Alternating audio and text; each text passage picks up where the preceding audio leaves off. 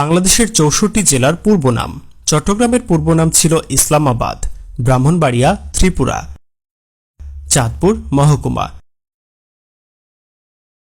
নোয়াখালীর পূর্ব নাম ছিল ভুলুয়া, রাঙামাটি কাপাসমহল, রংপুর রঙ্গপুর,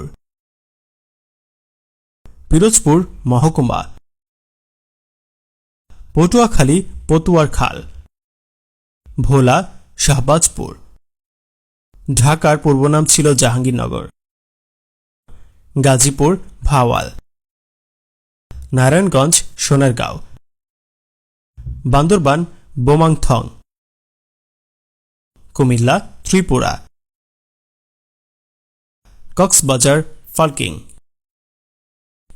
নীলফামারী নীলখামার, লালমনিরহাট লালমনি, কুড়িগ্রাম কুড়িগঞ্জ।